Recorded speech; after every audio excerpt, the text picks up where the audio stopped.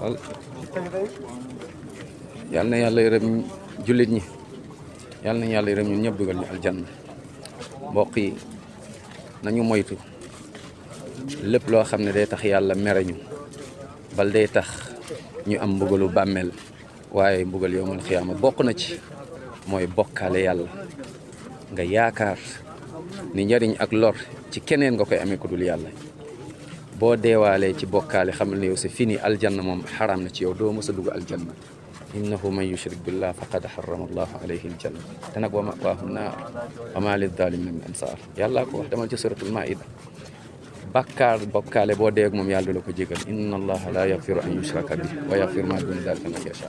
kon jàngal nga xam bul xool mbooloo nit ñu bari ñu ngi koy def ñu bari ñu ngi koy def lii laa juddu fekk samay waajur déedéet fii wéetal yàlla rek a fay njëriñ.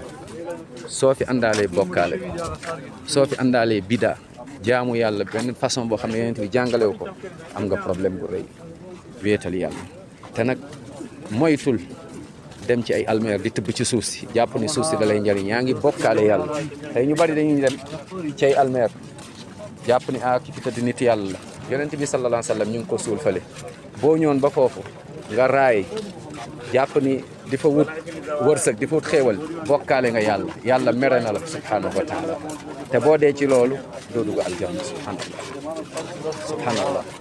kon dem ci bàmmeel wala fu ñu suul kuñ mën a suul tibb foofu wala boog di ko raay wala boog tibb ci suuf si wala jël ci xeer bi jàpp ni daa am lum lay njariñ da lay protéger wala nga yóbbu ko sa kër suul ko wala dugal ko sa oto loolu lépp yaa ngi bokkaale yàlla. yàlla mere na la rëbb na la te boo dee ci loolu aljanna doo fa dugg safara nga jëm. yàlla nañ ci yàlla musal.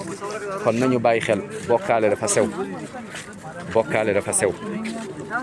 nañu jàng suñu diine bu la kenn nax. jàngal sa diine nga xam kan mooy yàlla nga wéetal ko xam kan mooy yonent bi sallallahu alayhi wasallam nga topp ko xam lan mooy diine l'islam nga nekk ci. ndax bàmmeel ñett yooyu lañ lay laaj.